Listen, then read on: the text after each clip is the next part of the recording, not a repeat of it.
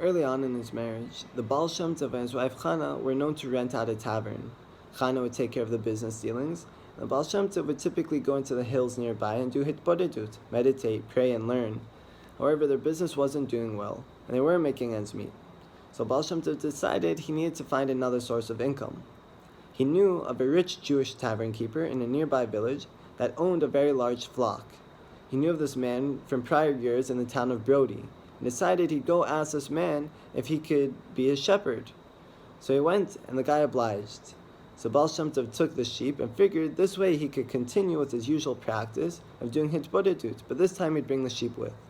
So as the Baal Shem Tov went into the woods, he realized there's only one problem. The Baal Shem Tov was known to pray the Shemona Esrei part of prayer for 2 hours, and he would need someone to watch the sheep during this time.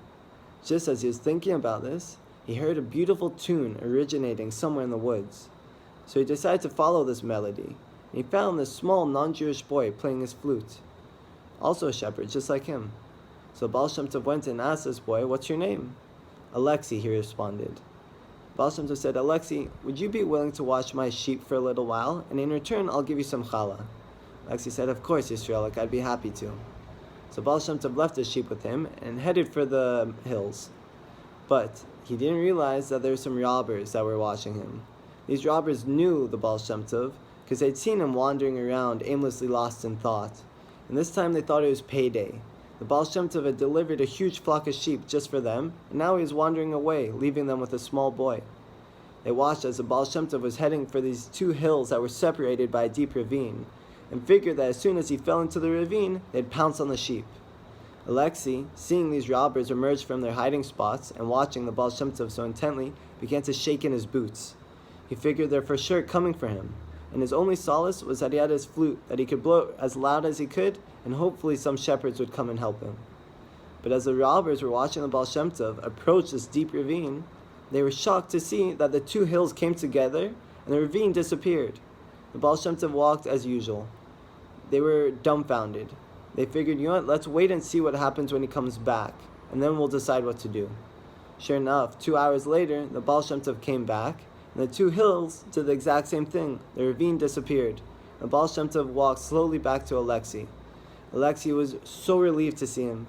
He said, "You have no idea, there are these robbers watching you, and I thought they were going to come and get me." And just as you're speaking, the robbers came rushing towards them.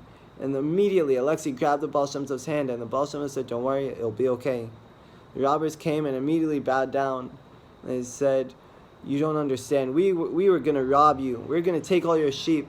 But we saw the miracle would happen with the 2 hills, and we realized immediately that you're a holy man, and we want you to pray for us." The Baal Shem Tov said, "I'll only pray for you if you promise never to hurt another Jew ever in your lives."